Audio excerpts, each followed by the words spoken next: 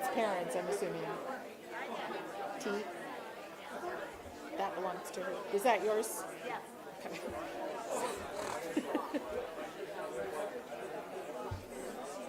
Good evening, good evening.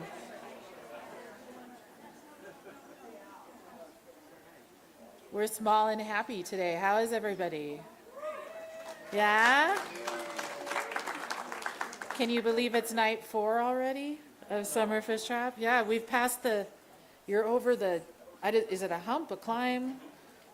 You're heading into the denouement? I don't know. You're all well, you're good. I'm welcome. It's a little chilly tonight. Fall is no, I won't say that. That's me. If you live in the county, summer showed up, I think, like Sunday night. So yeah, it's all good. So welcome again to the 36th Summer Fishtrap Gathering of Writers. I had to look down to make sure I was in the right place. So yes, 36. Welcome to all of you again for joining us from the community. For those of you who have been working hard on your writing all week, now's your time where you get to sit back and let other folks inspire and dare I say entertain and engage you tonight. We have 3 wonderful writers and friends, old friends and new friends of Fishtrap, the wonderful Perrin Kerns, Robbert Stubblefield, and our brand new friend and Washington Poet Laureate, Rena Priest, and we're excited to have all 3 of them join us tonight. I also want to thank all of you who are joining us online again. I've heard some really good feedback for some folks distance-wise and folks that are even in the community that are taking advantage of these online streaming services every night. And do know at fishtrap.org and on our YouTube channel, these will be here for a long time. This is kind of a nice thing. So when you go home and then it truly is winter, you can go back in and go, I remember what it was like to sit outside. That was good. So you can go back and enjoy these. And then our plan is also for all of the craft talks and panel discussions. In a few months, we'll make those all available to the public as well. So thank you for supporting all of that. I also want to thank Robbert. We'll talk about this in a little bit, but all of our online or virtual workshop participants, many of whom are not local, but a couple who are, which is kind of cool, but for joining us tonight and being here for part of that. As every night, we want to thank these folks that really go above and beyond to make Fishtrap and this event possible. So again, the National Endowment for the Arts, the Kinsman Foundation, the Oregon Arts Commission, the Miller Foundation, and the Roundhouse Foundation. We also again want to thank Wallowa Lake Lodge for letting us completely change their whole setup. One of their employees is a friend, local Michael Berry, who's been working here in the mornings. A lot of us know him here. He came in to work that first full morning we were here, and he goes, "What'd you guys do?" I don't recognize this place. I said, imagine if we had an extra day. It'd be great.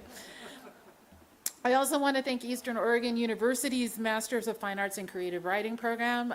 Thank you, those students, and to the folks that make that program run, and we'll continue it on. They're actually continuing on with the second week of residency next week in LeGrand.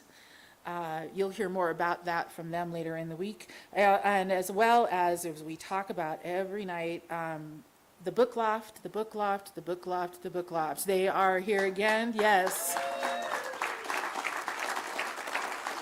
And can I be even more specific, more than just the Book Loft, but Becky from the Book Loft, yes, who's, no matter how many books she drags in and how many crates and how many boxes, every time I say, do you need any help? She goes, no, I'm good, I'm fine. So, and she has really good chocolate, so I'll just leave that there. These things are important. Also, the Wallowa County Chamber of Commerce, who's a major sponsor of us this year, and as we discussed again, terminal gravity, not only for the tents, but the fact that they put them up, took them down, and still love us at the end. So thank them, and go thank them in person, like I say, give them a thanks. So tonight, we're gonna do a little kind of fun preview of also a craft talk, not a preview, but Perrin Kerns, who's our first reader, is gonna be teaching a craft workshop on Saturday about making a movie with one of these things. So if you've ever wanted to try that and are intimidated, there is no person I can think of that is better at wiping away and chasing intimidation out of your creative life than Perrin Kerns. So if you're afraid of anything creative, that's who you go to. So we're going to get started. Are you ready? All right. So Perrin Kerns has been teaching for over 30 years. She's taught literature, creative writing, and digital storytelling at the much-missed Merrillhurst University for most of her career, and since then at Duke University, Prescott College, Portland State, you heard of them, Sitka Center for the Arts and Ecology, our friends at Literary Arts, and this place. So we're grateful. Her own creative work has taken her from lyric essay. I took a lyric essay workshop with Perrin. I found out I could write. And she's also taught digital storytelling to personal narrative documentaries based on her lyric essays. Perrin won the Director's Choice Award for her documentary Between Sasquatch and Superman, Living with Down Syndrome from the San Francisco Shorts Festival, and Best Short Animation from the Oregon Independent Film Festival for her film about miscarriage. And again, we talked Saturday, she'll be teaching this generative workshop and making a very short film based on a passage of 100 words or less that you've written here at Fishtrap. Something to think about. Do it. Take on advantage. So please join me in welcoming the most wonderful Perrin Kerns.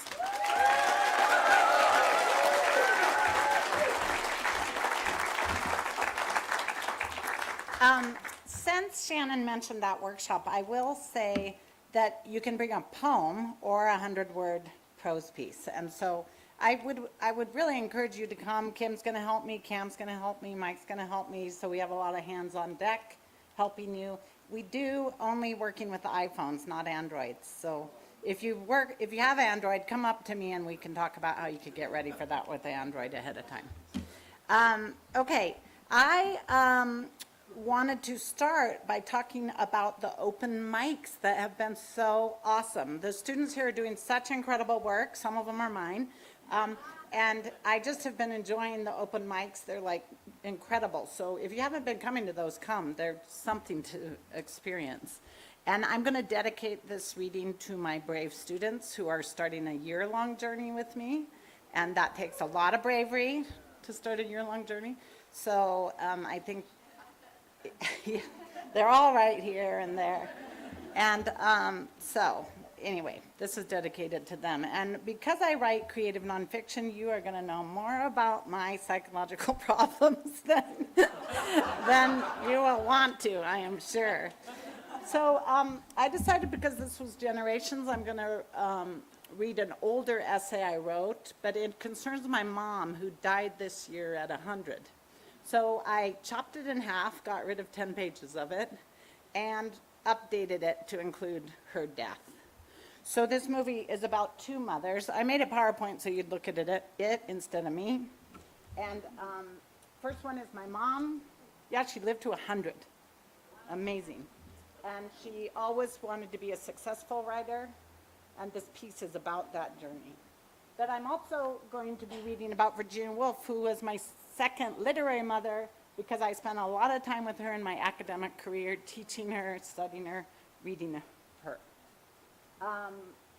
So I'm going to talk just a minute about those two women before I start my piece. My mom was born in 1922, 2 years after women got the vote in the U.S. That's 100 years ago, right? Or a little over 100 years ago that women got the vote. Virginia Woolf wrote her book, A Room of One's Own, in 1929, 1 year after they got the vote in the UK. As most of you know, Woolf takes on the question that dogged the suffrage movement. If women were equal to men, why hadn't they produced much of the great art and writing of the centuries before? Woolf undertakes examination of the lack of educational privileges, the lack of psychological and financial freedom that women were exposed to in a patriarchal society. And she concludes that to write, women not only have to have some financial freedom, but also some psychological freedom. This is a great quote of hers. Intellectual freedom depends on material things. Poetry depends on intellectual freedom, and women have always been poor, not for 200 years merely, but from the beginning of time. Women then have not had a dog's chance of writing poetry. In this book, she predicts it will take 100 years. And here we are 100 years later for women to really fully occupy. And here we have a wonderful poet reading tonight with us. Just as an aside, I think Woolf really emphasized poetry because there were some pretty good novelists around her time, like like Jane Austen had already written, and there were some good women novelists before her, so she was really thinking about women poets at that time. So anyway, again, this piece is kind of chopped up. It's revised. It's a lyric essay. It has titled sections that are numbered, so you'll hear me reading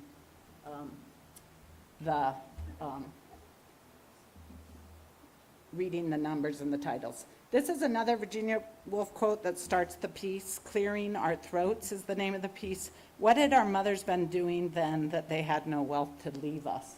And I love this picture. This is my mom with 3 of her kids in the bath. I love that my brother's getting in the bath with a book. Can you see that? He has a hardback book there.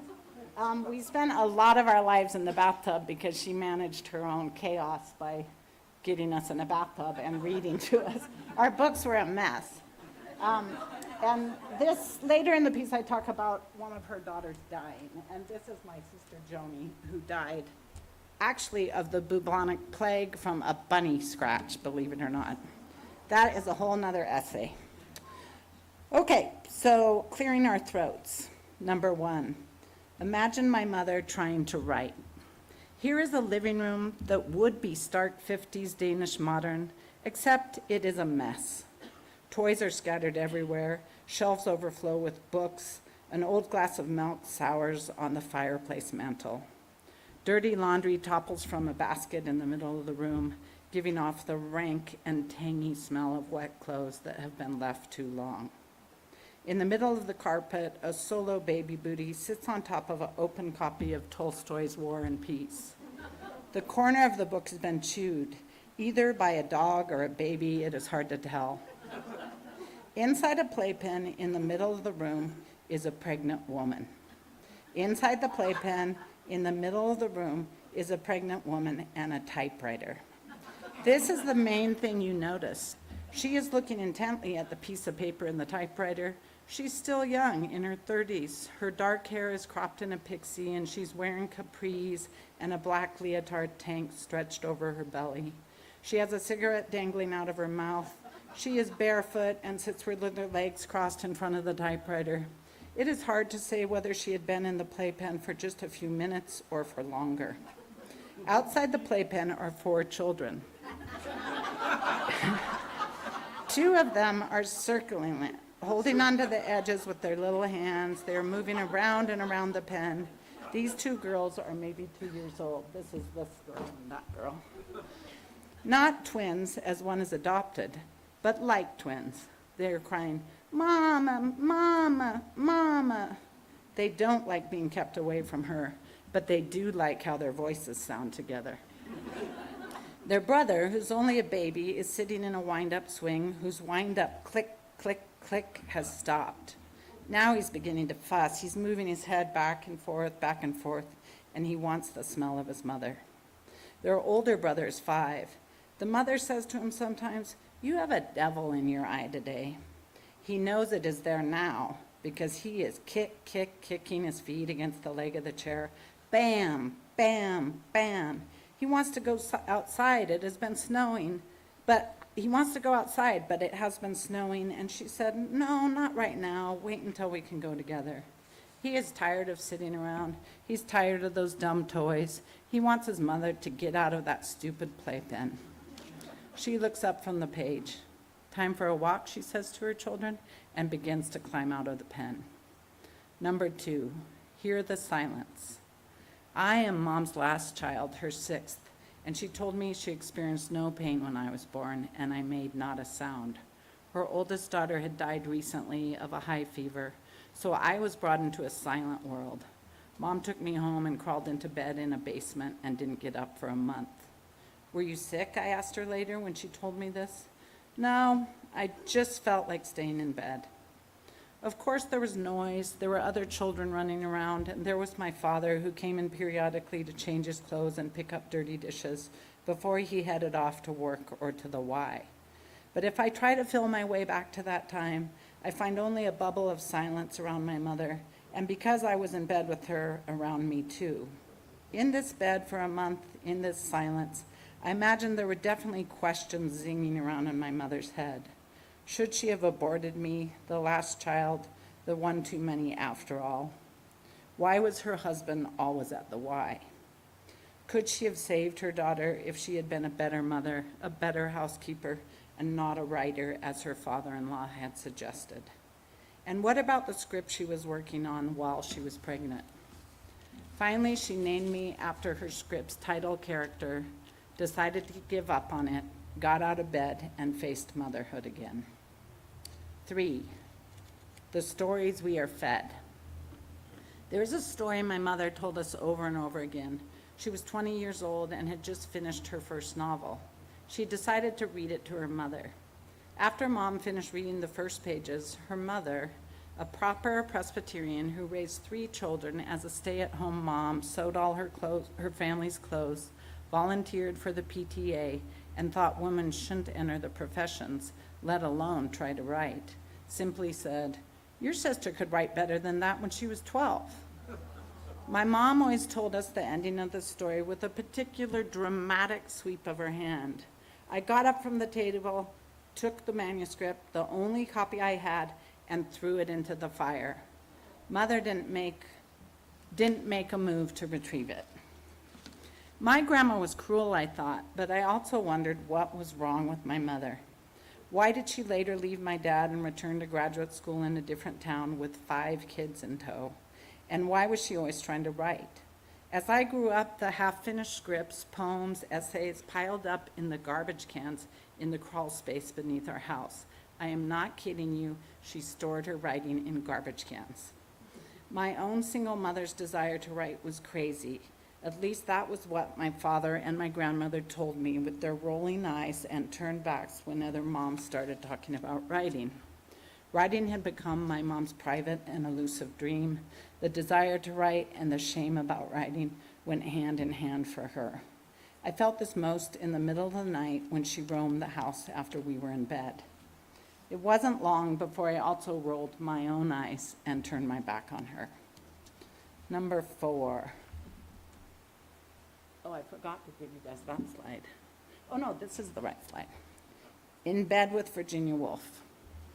The room was empty except for the mattress on the floor beneath the window and a small table in the far dark corner. The table was covered with science textbooks.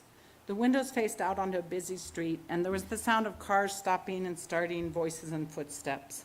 I was in bed looking out the window at the beauty of the day. It was spring, so all the trees lining the street were in splendid bloom. Full plum blossoms filled the air with each gust of wind. 21 years old, I had been wandering for 3 years trying to find a place in the world of science.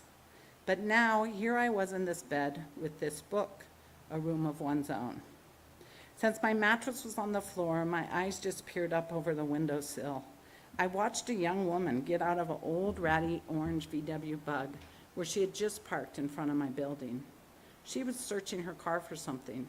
She was reaching under the back seats, around the car seat, tossing a baby bottle and a baby booty with increased fury. I knew that whatever she was looking for had something to do with the university that was only a block away from us. I thought she was probably looking for a copy of a paper she had just finished that she was sure she had put in the car and that was due at that very minute in class. This was before computers. Finally, she turned from her car, empty-handed, and hit her head purposely and hard against the trunk of one of the trees. Beautiful blossoms drifted down like snow upon her head. I quickly closed the thin curtain over the windows, embarrassed that I had seen this moment of private desperation, and even more embarrassed that it was so familiar to me. I returned to my reading, shaken. Virginia Woolf suddenly picked me up and carried me in a swirling stream of language I didn't fully understand. She was saying something about women in fiction, about women needing 500 British pounds a year in a room of one's own to write. She was writing about women's poverty, about women having too many children, about the fact that if Shakespeare had a sister, she would have died in obscurity rather than become a writer. She would have been poor and desperate. I thought Shakespeare's sister would probably have been hitting her head against a tree trunk. I had been witnessing my mom hit her head against this same tree my whole life. Reading Woolf, it was as though she was speaking to me about something I had known before, but never knew I had known. I had to leave science and return to the study of literature. I definitely didn't want to be a writer. I just wanted to understand women who wanted to write. Believe me. 5, the problem of the throat, Irma's case. The first term of my PhD program in English, I dreamt that my female professor, a woman who studied French feminist theory and the connections between poetry and the body, was curled up in the fetal position crying, while 3 of the senior male faculty members were tap dancing on the lawn in front of the English department. This dream should have told me everything I needed to know about becoming a woman academic in the 1980s and 90s.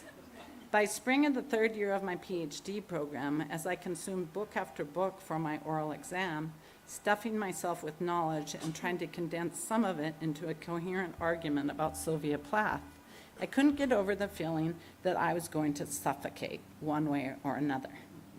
I developed a strange food phobia and couldn't eat anything with any possibility of carrying botulism or that had ever triggered in anyone in the history of time an allergic reaction. Imagine eating something that paralyzes you and then you can't breathe, or eating something that swells your throat and then you can't breathe. One night, I even went to the emergency room thinking something was wrong with my throat. There were these large bumps at the back of my tongue. The doctor pointed out that they were my taste buds. I was reading Freud for my oral exam, and there was the case of Irma and her throat. I felt empathy for Irma. She was a widow who experienced nausea and had refused Freud's solution during her treatment. In his frustration over her refusal, Freud dreamt that her throat was diseased. This famous dream served as proof in his interpretation of dreams of his theory that dreams are wish fulfillments. His own wish was to believe that someone else was responsible for her failed treatment, either Irma herself for her refusal to follow his cure, or his friend for his medical treatment of Irma. Freud was developing his theory of the talking cure as he worked with hysterical women. If he could get the women talking, he might be able to cure them.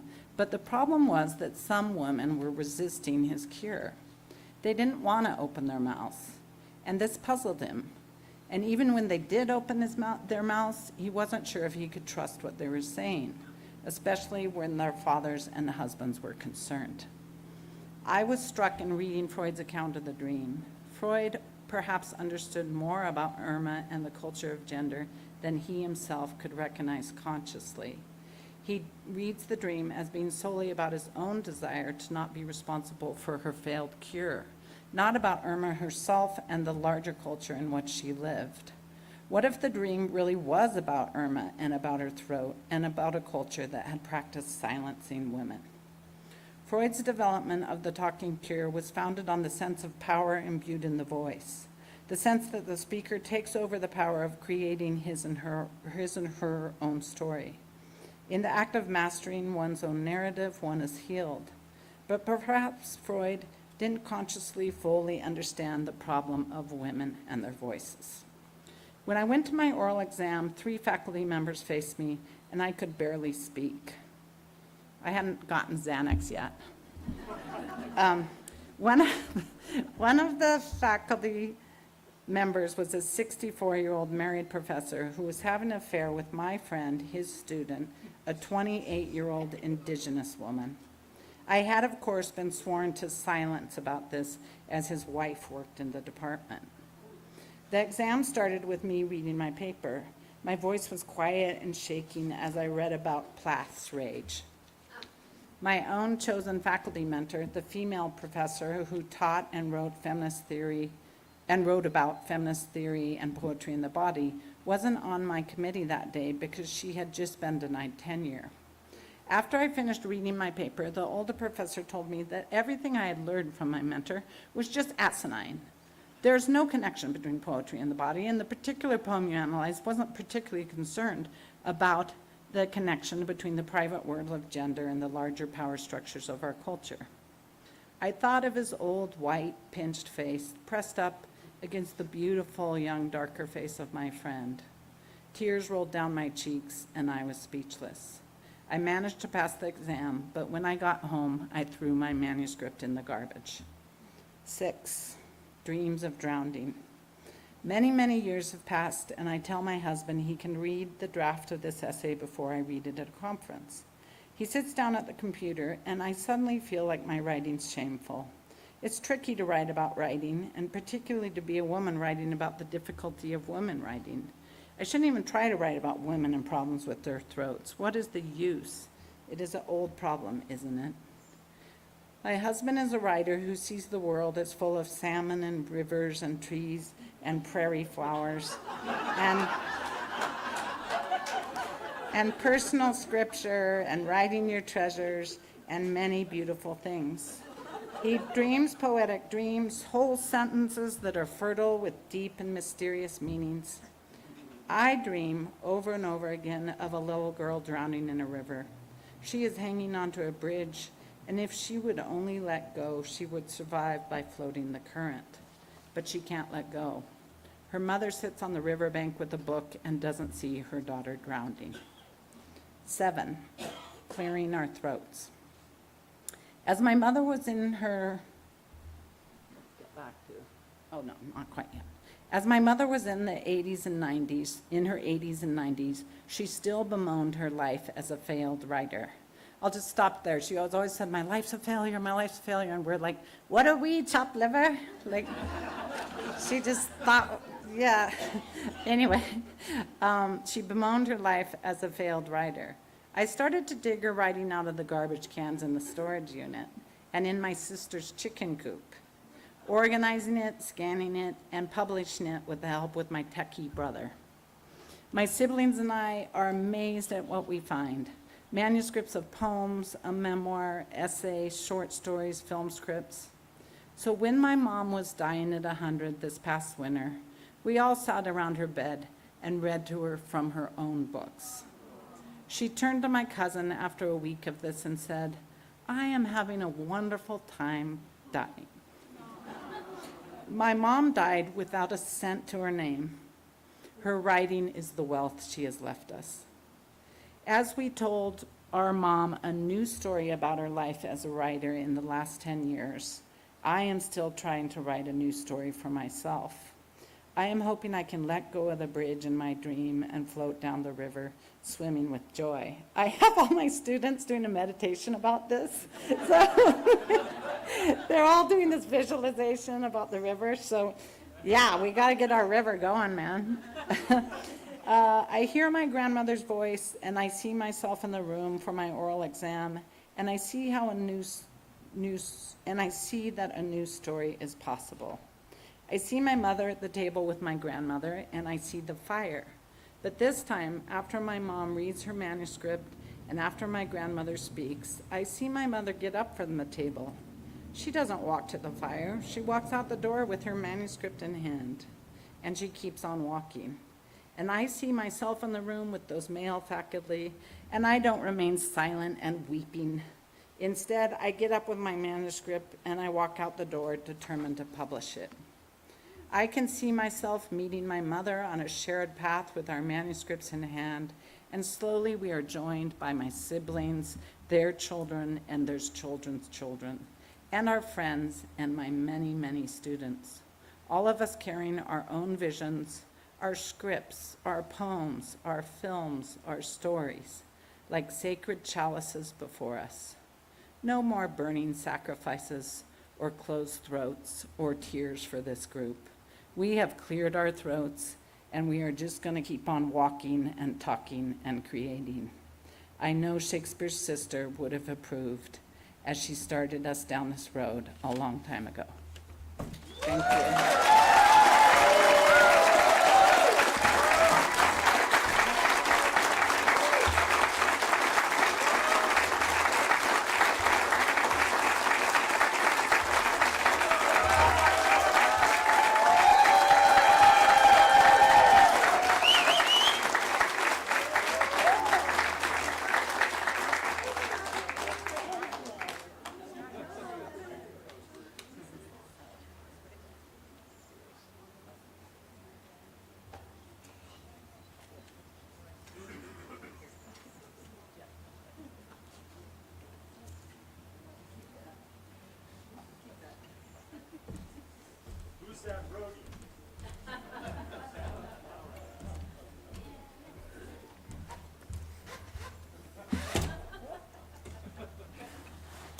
We can do many things. Check this out. Thank you, Janice. All right.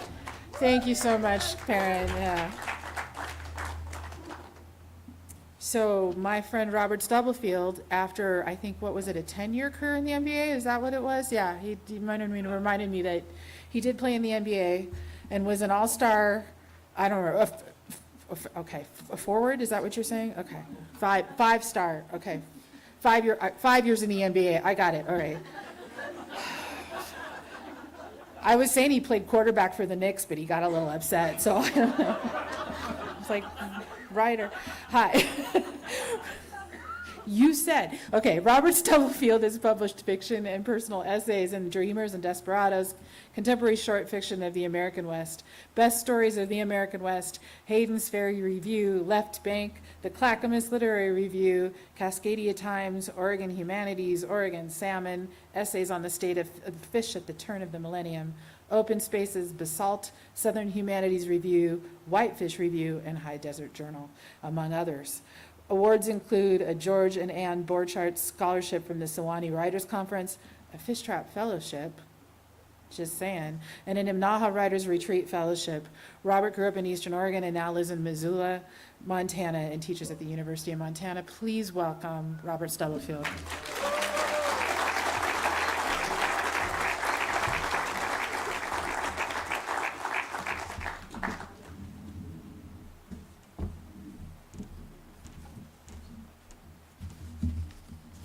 Hello.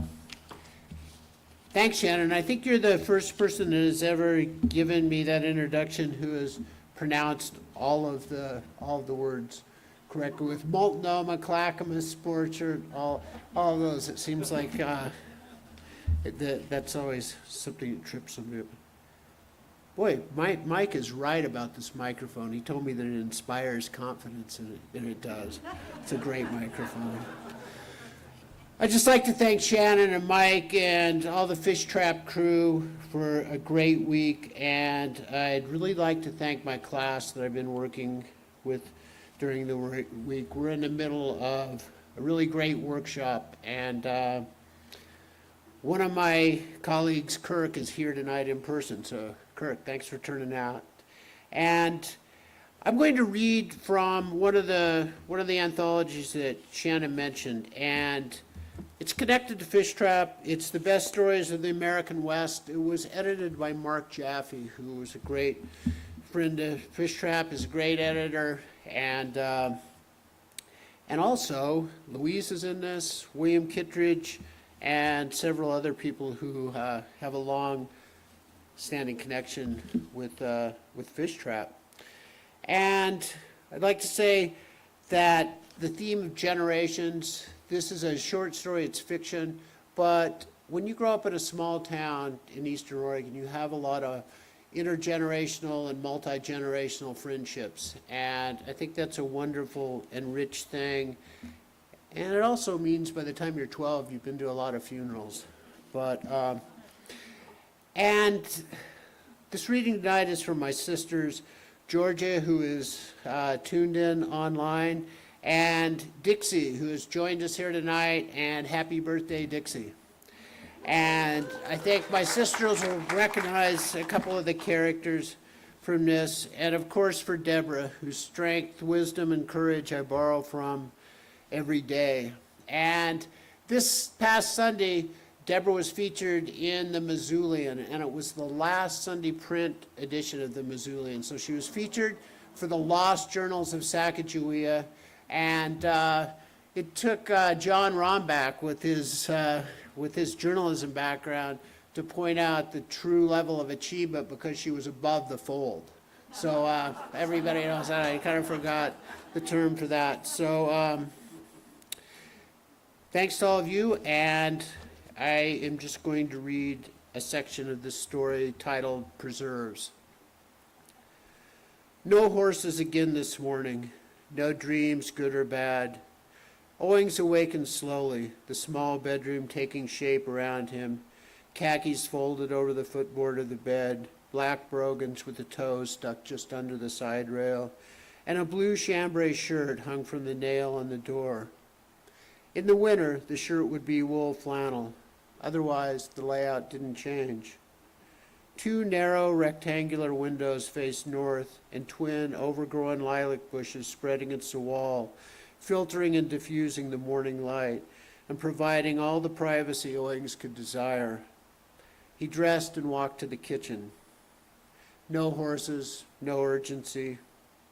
On the best mornings, Owings heard the horses stamping in the juniper pole corral, neighing and nickering, bluff charging each other, and bolting across beaten earth, then standing stock still, their endless worldly patience and deep liquid eyes transcending and paling all human understanding.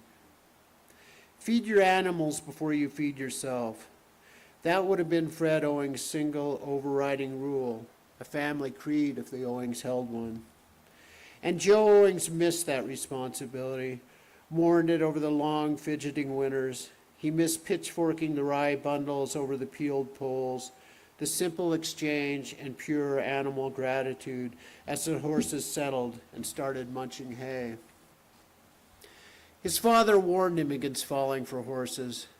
They would nip you on the shoulder if you turned your back at an inopportune time, biting to the bone, holding and shaking, a long-toothed grip powerful enough to lift your feet from the ground. They would kick a man bent over a task, and depending where the sharp hoof struck, bruising deep with the thud of bone on flesh, or splitting with the clean crack of pine kindling an ulna or tibia. Scarring and costly. But old man Owings had been in no way resistant to the sentimental pull of the horses, the steadfast dependability of Dusty and Jug, the workhorses, the pride of being well mounted on Flame, his handsome Pinot saddle horse. And Joe had admired the gentleness and earned authority Fred Owings exercised around the horses, the precise placement of hands when shoeing them, muscle and tendon flexed and defined, man and beast soaked or lathered in sweat. Feeding animals build an appetite, and regardless of how humble the meal awaiting, how fruitless the day-long labor might ultimately prove, something had been accomplished. On a good morning, Owings' waking motions recalled the gestures of hitching team to wagon, circling the fields, hauling bundles of freshly cut rye hay in the summer, or traversing the timbered canyons for firewood in the fall. But on the best of the days, it was clear, cold winter, powder snow dry and coiling, sled runners slicing the surface crust as they crossed the plateau to feed the small cattle herd. And Owings was disappointed and grateful as the creaking sled runners, steaming horses, and crystalline light gave over to songbirds, intermittent passing cars, and the dim bedroom. 70 years gone, and almost impossible to connect a life where from his porch he watched passing semi-trailers laden with dairy-quality hay shipped hundreds of miles, or cattle on their way to slaughter half a continent away, to mornings consumed with shaving, preparing breakfast, solving puzzles on Wheel of Fortune, and questioning the answers of Jeopardy, waiting for the noon news and his appetite to build enough to justify making a ham and cheese sandwich, cold in the summer, butter and toasted in the winter. The aroma of burning bacon, boiled coffee, and scorched eggs blended and sifted through the open screen of the kitchen window. Owings would eat his bachelor breakfast and go out to sit in his webbed lawn chair, then ease into conversation while watching Jimmy work. Joe hired Jimmy to paint the exterior of the weathered bungalow and would miss the company when the boy finished. Owings rinsed the cast iron skillet, and the stream of water scattered to skittering droplets and hissing steam. He washed a single plate and placed it in the drain board basket. Jimmy momentarily picked up the pace when the screen door slammed to, stood straighter, and moved briskly. It had been over 50 years since Owings held the authority to shatter the pain of another's daydream. He had been uncomfortable with the command appointed him then, and remained so with any now implied. Jimmy painted in efficient strokes, hinging his wrists, brushing and rebrushing a 2-foot swath. The weathered boards soaked up the paint, leaving the intended white on the clinging remnants of previous coats, and the bare wood a dishwater gray. Jimmy worked the sunny side of the house in the morning and reserved the leafy, shaded north side for the afternoon. Joe hadn't suggested that to him and thought it showed some initiative. He was a dreamy, decent boy. Northern or southern exposure made all the difference in the dry mid-latitudes. Owings remembered harvesting huckleberries with his family from the northern slopes of the Blue Mountains. And harvesting it was, not recreational picking, although the traveling and camping was not without reward. But the purpose was undoubtedly the putting away of stores. Huckleberries and applesauce, the only fruit the family would have through winter and spring. The picking and canning organized a campaign against the dull grains and boiled, stringy meat of winter, the last potatoes with eyes and mold cut out. Bright huckleberries rationed, served dappled with cream, fist-sized dumplings bobbing in tart berries and sweet syrup. Owings was 11 or 12, the time before he remembered, then the war and everything after, but between, a period when Owings recalled exactly the space he occupied in the world, the precise placement of sibling and parents, what they pushed against and pulled in. Owings and his brother Frank were responsible for ferrying the precious crop the 20-odd miles from the mountain camp to the homestead. There wasn't space in the wagon for the fruit-filled jars, the camping tents and bedrolls, the cast-iron kettle for boiling the jars. In a good year, the Owings boys ferried 2 loads home. An average year required a single trip. The boys sat high on the plank seat, alternating holding the reins and hoping to meet someone on the dusty road so they could nod acknowledgement, pull aside for passing, try on for size solemn manners modeled after men they admired. And it wasn't the first trip or even the first season Joe recalled. They'd already hard-earned their parents' trust. Frank was a year older, but didn't exercise his unspoken authority over Joe, excepting the rarest occasions. They had proved their ability to pass from the highlands to the mid, to deliver the precious cargo, canning jars wrapped in burlap and carefully boxed, finally and carefully placing glass containers on the rough-cut plank shelving of the root cellar. The camping wasn't a hardship, and in many ways, clean and convenient compared to daily life. They set camp close by the headwaters of Potamus Creek and had cold, clear running water nearby. The mountains in early August were a mix of chilly but frost-free mornings and an endless succession of clear days.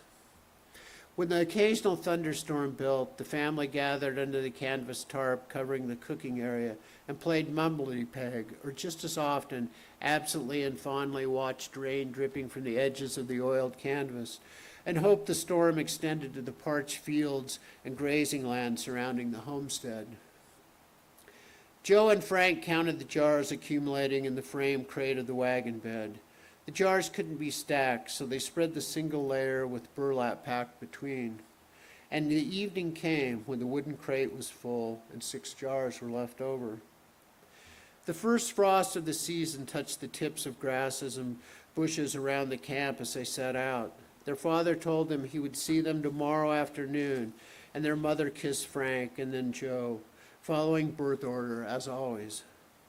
Frank kept a close rein on the team for the first few miles. The horses sensed the direction and for whatever reason were attached to the dusty, hoof-beaten corral and picked up the pace as they headed home.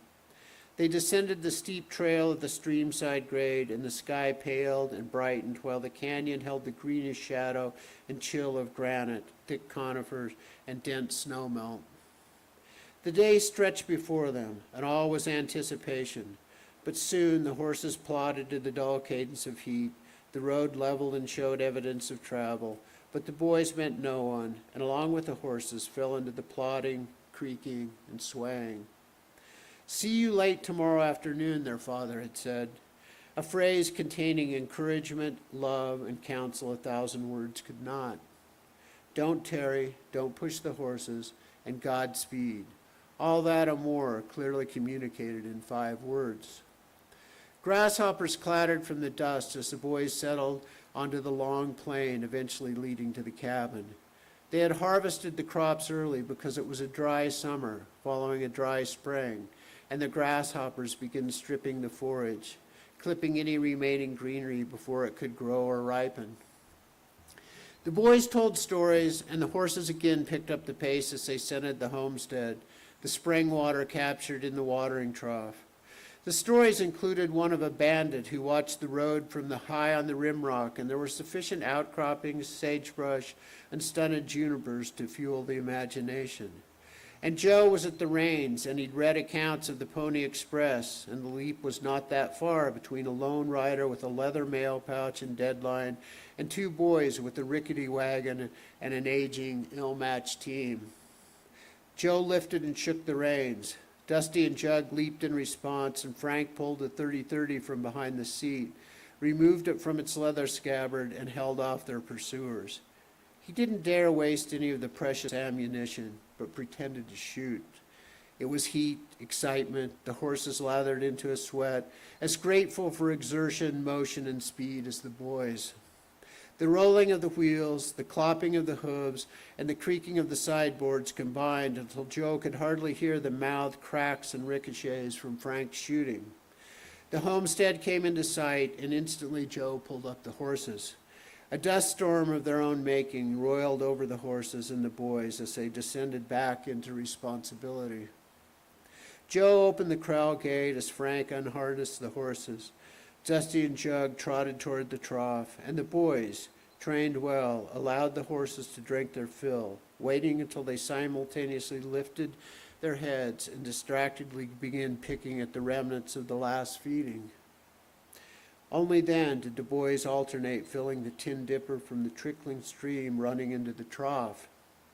They cupped water in their palms, showered it over their sweaty, dust-stained faces, slapped the surface, and splashed each other's shirts damp. They exited the corral and walked to the wagon, and before they were within 10 feet, they heard dripping and saw syrup leaking between the cracks, the purplish stain spreading along the wood. Lost were 44 mason jars and countless irretrievable hours of labor. They could have blamed the horses. The team could have shied from the buzzing of a rattlesnake, a coiled rattler, the clatter of a falling rock. But their father knew the horses, and more important, the boys knew themselves. The rough form of the lie was never put to the lathe. Boys, boys, their father said. Through those words and their mother's pursed lips was all the labeling, lament, and admonition Joe and Frank could bear. They climbed the slope to the berry patch, gripping the bail of their buckets and avoiding catching their mother's eye as she bent back to the boiling kettle. It was one of only two deep regrets Owings held to this day. From there it goes on to quite a bit of talk about the weather, one good scene, and Owings' other large regrets. So I think I'll stop there. Thanks for your time and attention.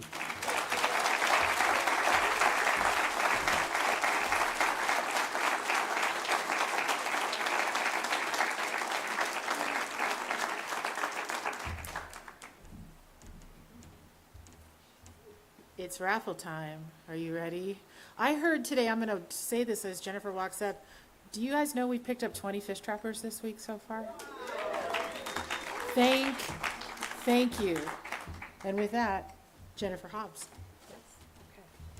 Don't go far. I won't.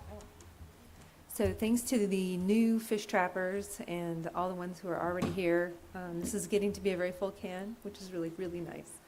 And tonight's prize, well, actually, before I do that, I just want to remind everybody, the raffle cans are still in there. The drawing happens on Saturday. It'll happen around 8 o'clock in the midst of the music and the celebration. But we also are going to have a silent auction available tomorrow. We're probably going to set it up out there, but we've had some really neat donations come in, and I'm looking forward to sharing those with you. So tonight's sponsors include the Willow Valley Photo Club, who I should have given a nod to last night, Arrowhead Chocolates and M. Crow. There's a little piece of Fishtrap swag, and then Joe Hardware has put in a headlamp. So cheers to these sponsors and all the other ones that you can kind of see hanging around the booth back there. We had more than 36 sponsors this year, so really excited. This is so exciting. Okay. Who gets to see their way home with their new headlamp? So excited. My glasses. Oh, Craig Peshti Strobel, will you come and claim your prize?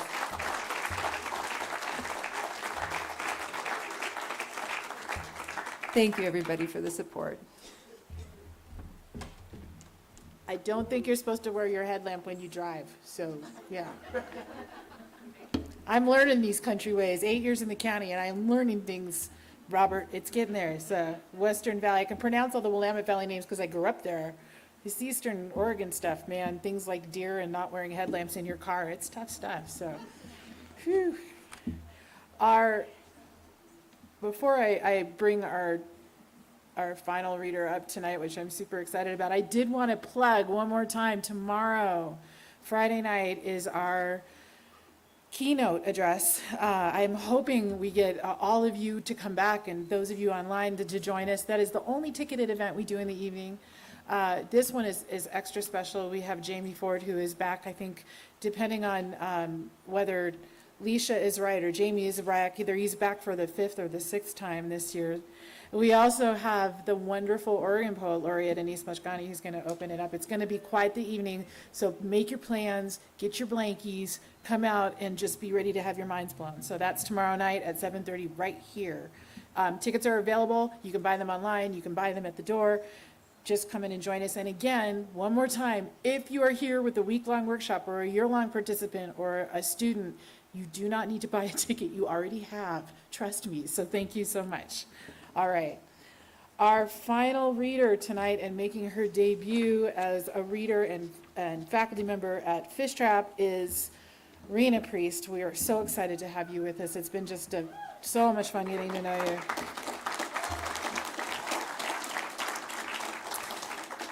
Rena is a member of the Lummi Nation. She is the incumbent Washington State Poet Laureate and Maxine Cushing Gray Distinguished Writing Fellow.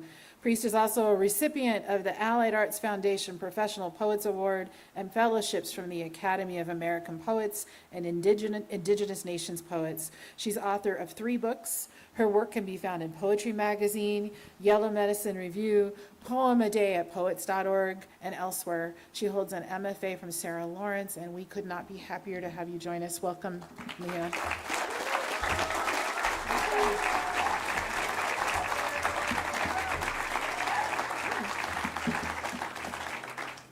Ait squal nas jalaja, o helixen quana sattler tiakai, sahwaltanat sanasnat chochlamisan. Good evening, everybody. I'm so happy to be here. Those are just a few words in my tribal language to say thank you. Thank you for having me. So as I was listening to Perrin's reading, which, gosh, holy cow, she said something about how their inheritance from their mother was her writing, and that was so beautiful. I remember when I finished Sarah Lawrence and I moved home, the reality of like my student loan set in and I was freaking out. And my grandma was like, oh, how rich I would be if I could write a poem just like that. And I was humbled by what she said. She had a way of putting things. So this is called A Poem is a Naming Ceremony. What has grown out of what has gone away? The clear-cut patch has grown larger on the mountain, the rivers have grown murky with timber trash, and there's enough runoff cow manure to grow corn out there in the tide flats. I don't want to think about what has gone away. I want to meander and play and forget myself until I can grow a new me in place of all this grief. Learn the language to see the cottonwood as Quayalich each, the dancing tree, the killer whales as Qualhalmachin, our relatives under the sea. The whole glorious landscape filled with meaning to end my grieving. When I was young, I was invited to learn Huilnuchin, the people's language. But I said no. I didn't understand. I thought I wanted to learn how to be rich. I didn't know that the only way to possess all the wealth of the world is by naming it. Here is bird song. Here is the kiss of a lover. Here is the feel of cold water at the peak of summer. I have spent my life with words trying to name a hint of what I lost by not learning my language. Estitimsin, tutatistsin, estitimsin. So that those last three words are, I'm doing my best, I'm still learning, I'm doing my best.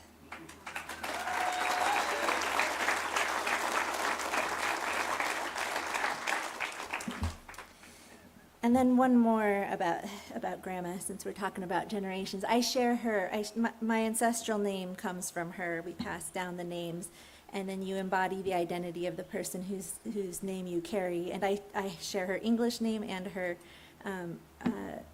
tribal name, which is Sohualtana. And she used to say such beautiful things. This is called Remembering Sila at Shwilisen. Sila is the word for grandmother, and Shwilisen is a place name for where we used to harvest shellfish. Theoretically, we still can, but biotoxins and algae blooms from cow manure runoff, which is a real thing. That's like a problem, so we don't really do that much anymore. But she says, we used to say, when the tide is out, the table is set. The earth provided, and if one day it didn't, the Spirit fed us. The glittering turn of the tide, the arc of the sun in the sky, the call of birds, the sound of waves.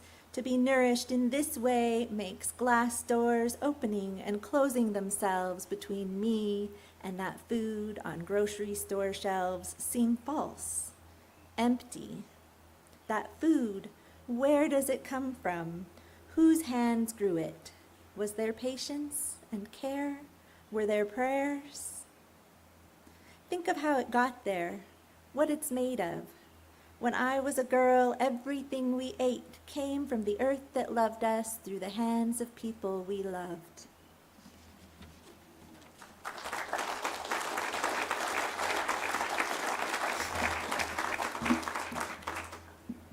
And then to shift tone a little bit, I was also listening to the stuff about Virginia Woolf, and I remembered that so this book received the American Book Award in 2018, and I remember when I went to receive the award in San Francisco, I was thinking about what I would say because I had to make an acceptance speech, and I always was taught that in our culture, you just speak from the heart. You don't plan a speech. You just get up there and you speak from the heart. And I was like, okay, I'm going to do it. I'm just going to get up there and speak from the heart.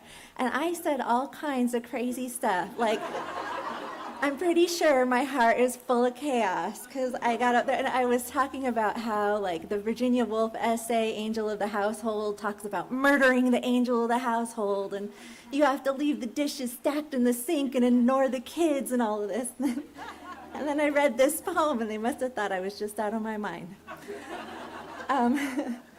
So, I haven't gotten another award since, so. Oh, that's not true. But anyways, here we go.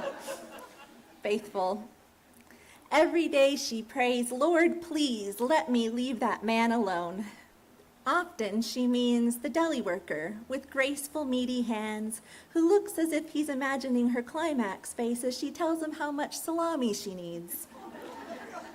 Sometimes that man is the contractor renovating her kitchen. She imagines the white smudges of his fingers on her body and how she'd fit in his angles like a glistening blush of pink insulation. Alone in her apron, she is the Betty Crocker of suffering and refrain. In her dishpan hands, sweetness denied, affection withheld, disappointments bitter as baker's chocolate become decadent.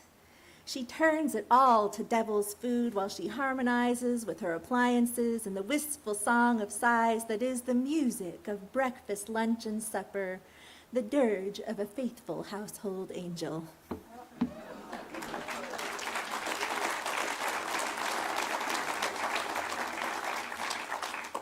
I'll read one more from this collection, which, by the way, is dedicated to the subterranean homesick matriarchy. We're a matriarchal culture, and people think that's changed. They try to claim that's changed, but I know the truth. It's just gone underground. We do the bossing from the shadows. This is called The Nail Salon. The colors shimmer in rows along the walls like springtime on shrooms. A conundrum conjuring variety, glistening like an impossible city. Choice is always a factor in happiness. The more choices we're given, the greater our capacity for dissatisfaction. It's okay, there's always red, but then there they stand, a selection sorted aside, sorted in their suggestion. Snake's tongue, Granny used to call painted nails. Poesis, I say, the name to make the shade.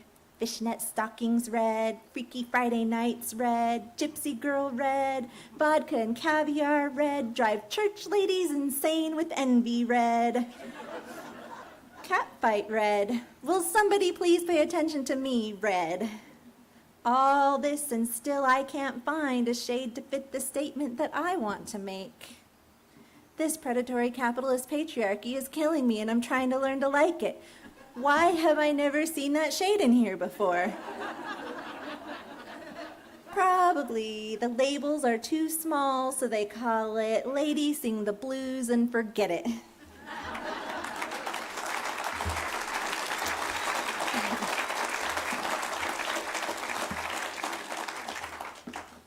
Those are fun. So when I was writing the Patriarchy Blues book, people used to ask me all the time, like, why don't you write about being Indian? Like, all the time.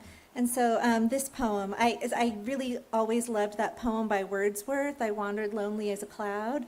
So good, right? And like, he talks about being depressed and he goes up over the ridge and there's like this sea of daffodils flowing and they're swaying in the breeze and then all of a sudden he feels better. And that's like poetry has always done that for me. And I thought, well, I wonder if anyone ever asked Wordsworth, like, why don't you write about being an old white guy? Like, where are those poems, I don't think so. So anyways, this is called Daffodils, after Wordsworth. The indigenous poet writes life-affirming poems about daffodils. Her audience says, but you're oppressed. The indigenous poet writes poems of outrage about oppression. Nobody cares. She gets depressed. The indigenous poet gets requests for poems about being indigenous. But all my poems are about being indigenous. The indigenous poet isn't considered an indigenous poet because shouldn't you write about genocide? The indigenous poet tries to write poems about genocide.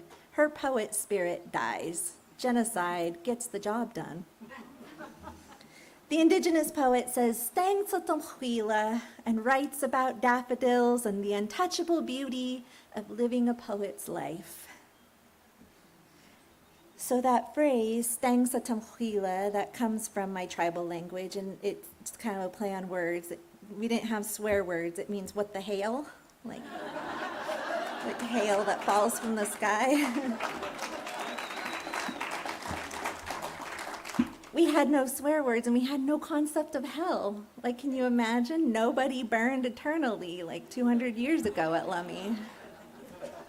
I almost said "Stang sa spachwang," which would have been "what the fog."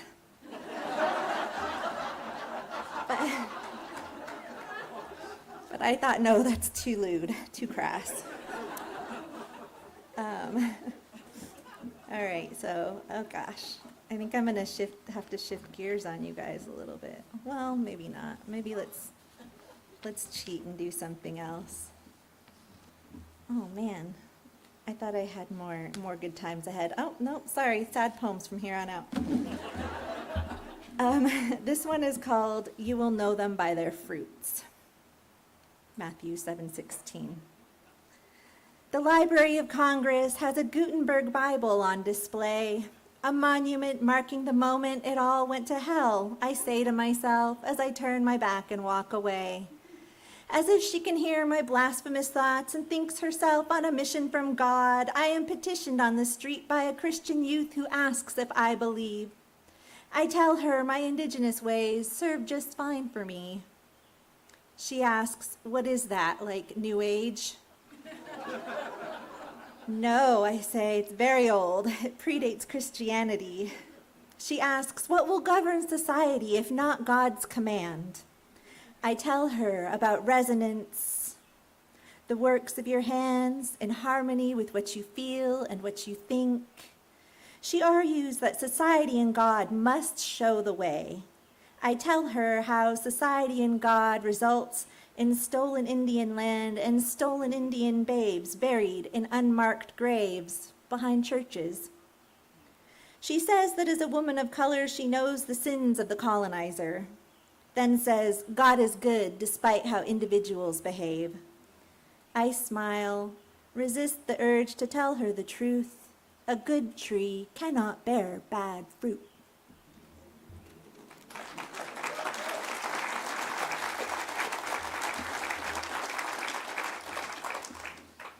My mom hates it when I read the poems about Christianity, and I don't know if it's because she still thinks of herself as a Christian, or if it's because she's afraid that Christians are going to come and get me and disappear me. I just don't know. So I was raised Catholic, and this one's called The Elevator. We're late. Waiting for the elevator, I grumble at daughter, don't worry about me. Keep focused on getting ready yourself. The doors open, and our neighbors hear my scold. To dispel the awkward moment, the guy neighbor holds up a cake. I have cake, he says. If we get stuck in here, we won't go hungry. We won't have to eat each other, I say. Well, not right away, he responds. I smile. The gal neighbor looks uncomfortable. Looking around at her fellow passengers, I think she knows she'd be the first to go. What's the cake for, I ask. We're going to Passover dinner. In the car, daughter says, wow, Mom, that got dark quick. Our poor neighbors were on their way to a nice dinner and have now been confronted with the fact that their neighbor would cannibalize them in an elevator. Not right away, I said.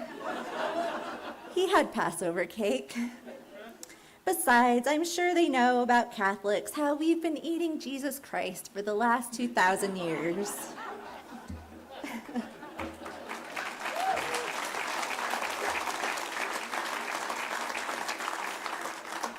That one always kind of weirded me out. Like, I never really thought about it until one day we were getting ready for church, you know, and I was staying with my aunt, and I was like, oh, I'm so hungry. Can we please eat something, make pancakes or something? And she was like, no, we're going to church. And I was like, well, that's okay. And she's like, no, she said we can't eat before communion. And I was like, why? And she was like, you don't want Jesus sloshing around in your belly with pancakes. And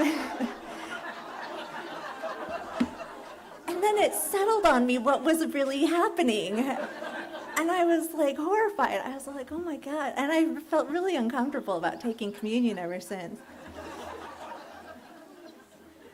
All right, we'll go this direction for a little while longer, and then I promise we'll change course. Okay, this is called The Miracle of the Fishes. I don't want to get into a thing where we're arguing about whose spiritual hero is better, but salmon are more powerful than Jesus. All salmon are born from virgins. Actually, they're born right up out of the earth. Female salmon lay eggs in a riverbed. The males come and fertilize them. No male-female contact is made. How chaste.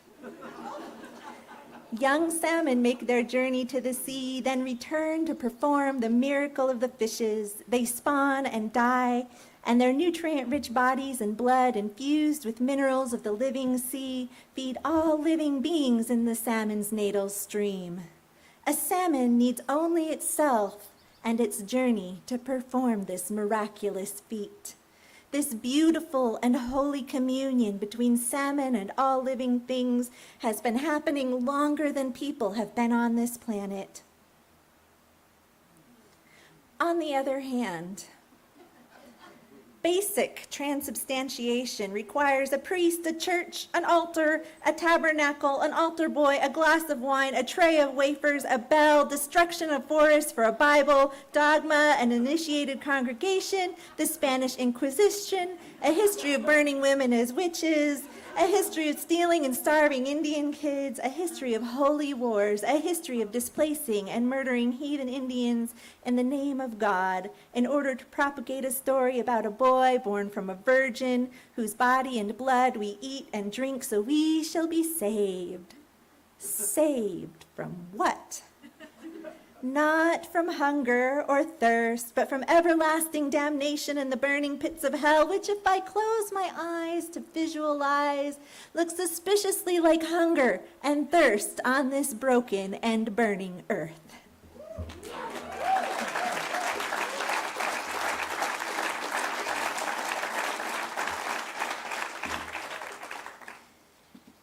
So, generations.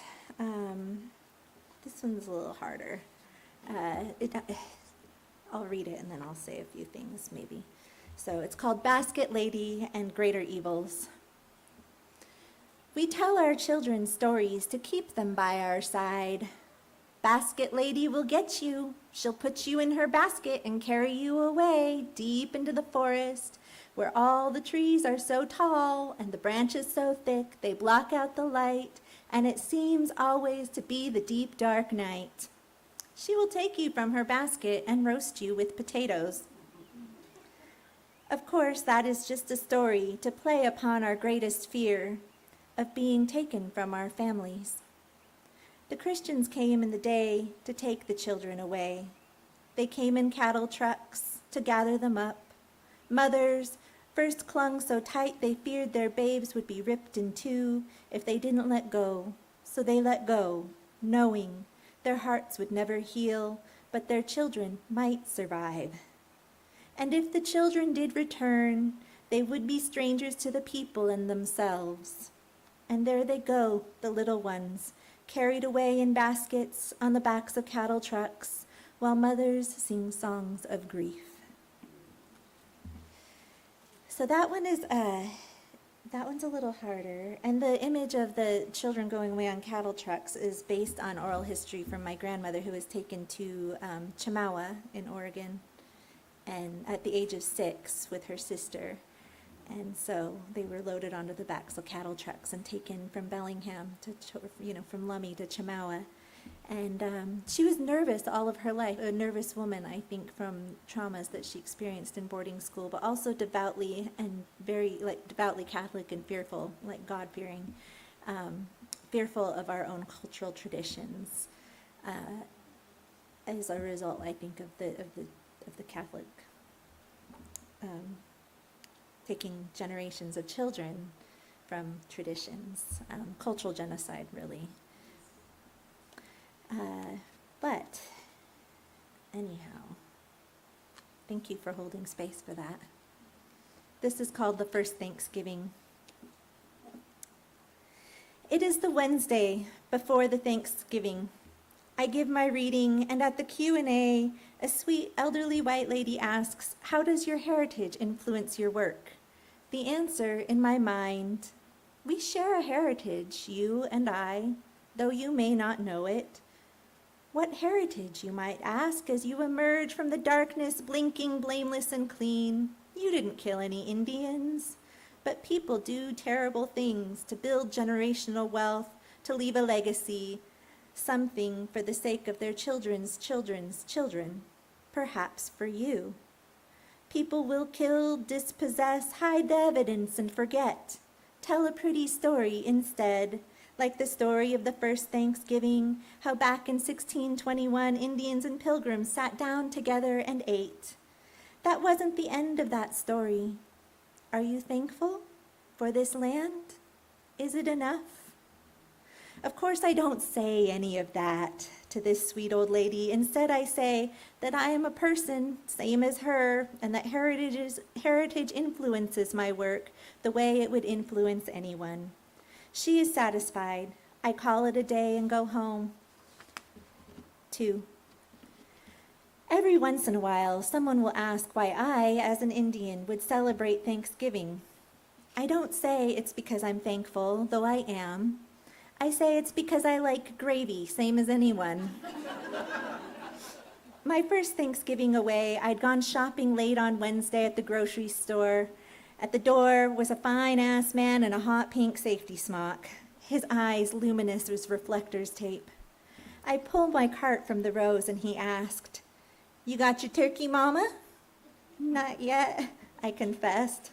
"That's okay," he said. "You just take a biscuit and rub it and he said, as he made a gesture of rubbing a biscuit up and down his body and in a circle around his crotch.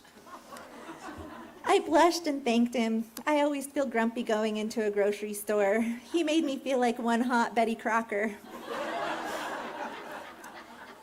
This was the year I cooked my own Thanksgiving feast. Channeling Mom, I made apple pie and stuffing, cranberry sauce, sweet potatoes, the whole bit, an absurd excess, but an achievement nonetheless. Black Friday, after 8 hours of working retail, I swam upstream through a subway tunnel. I wanted to go home, not up the Hudson to my apartment in Yonkers, but home, to my mom, to the res. I was sick of all that city with its noise and jostling and grinding, gyrating capitalism. Hungry, homesick, and weary, when I arrived at the subway stairs, I saw a marching band, a wiry set of schoolboys all flushed and animated like they'd just spoken to a pretty girl. They likely played in the parade and had come out to busk to feel a part of the pulsing city. Commuters slowed their stride to feel it too, the moment, the beat, the song grabbed hold, and I felt a catch in my throat like I might cry in this jam of people and heat. But then instead I laughed, hard, out loud. We are together in a moment, being filled up. It is enough. The side of their drum reads Indiana. They play Sinatra, New York, New York. We are a part of it. And I wonder if somehow anywhere on earth the sound of drums can feel like home.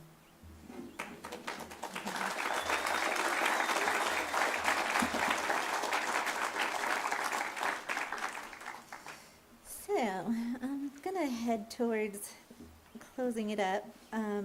Just a couple more. Oh gosh, I guess I'll read the one that I read to the legislature. It's called These Abundant and Generous Homelands.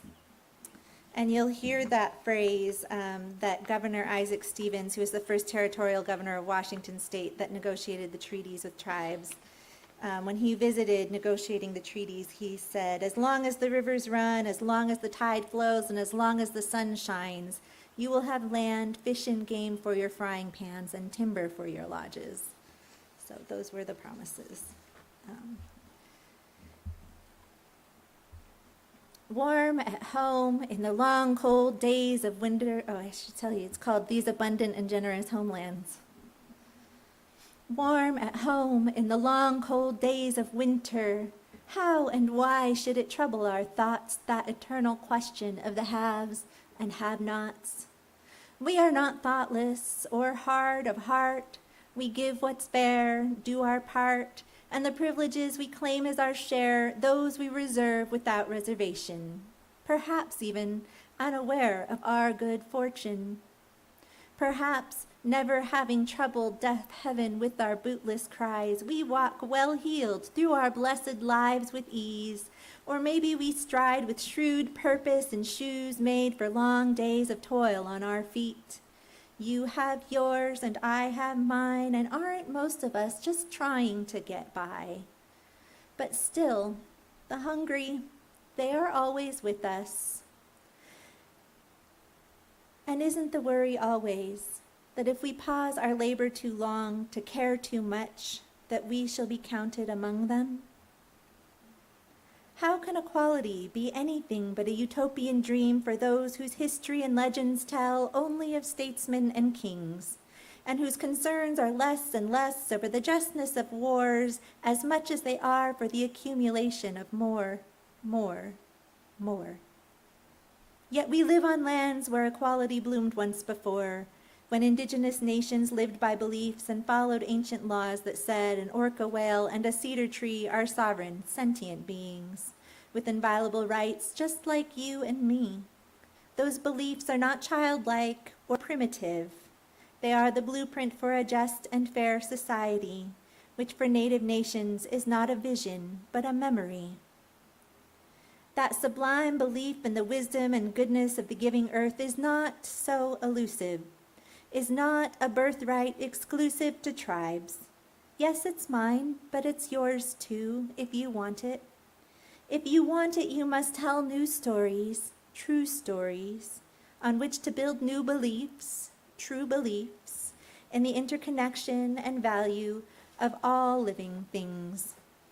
The supremacy of man is only fiction.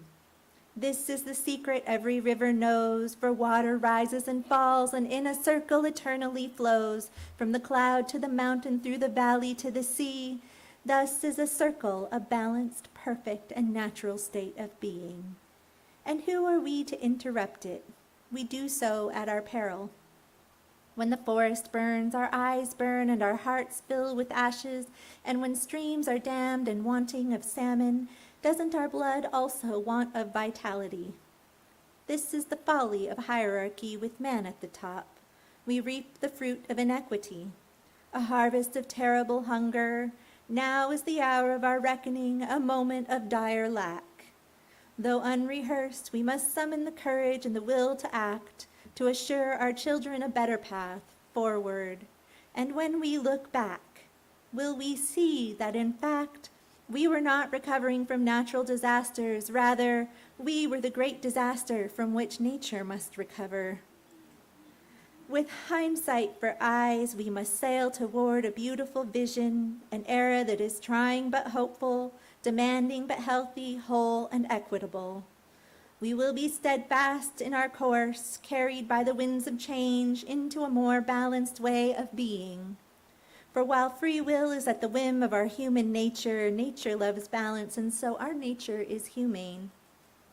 These truths, being self-evident, if all are created equal in life, liberty, and the pursuit of happiness are our legacy, then we must each wish that for the other and repair this world we've borrowed from our children. We must recall a time when we did not have the things we think we need, but had the whole living earth for free. As long as the rivers run, as long as the tide flows, and as long as the sun shines, you will have land, fish, and game for your frying pans, and timber for your lodges. These were the promises on which this state was founded, these sacred homelands in which the call of eagles resounded, resplendent from the tops of towering cedars, where none went hungry when salmon were running in clear, cool waters. These abundant and generous homelands were given in exchange for the promise of a world we could live in, a world that would keep giving to all in common for as long as the rivers run.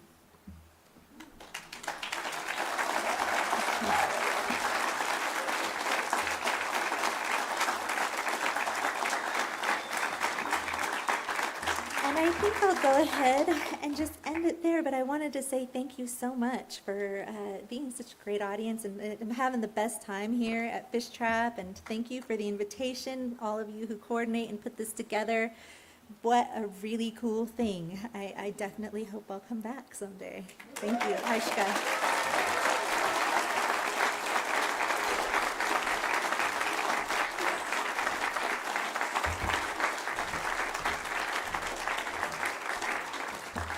Yeah, I think she's going to come back someday. What do you think? Yeah.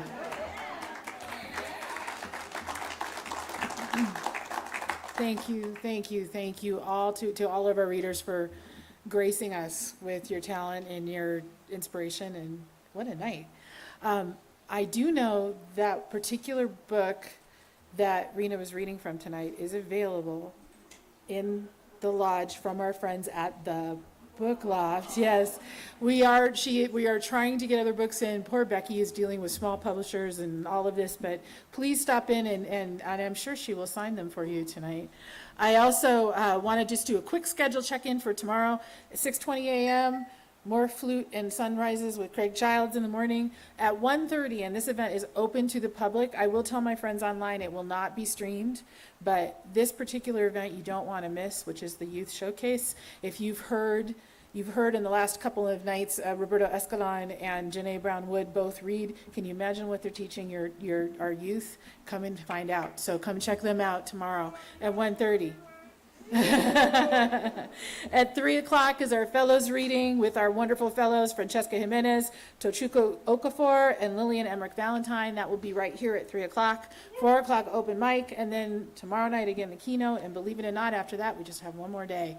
So please, please, please join me in thanking our writers once more time, and yay!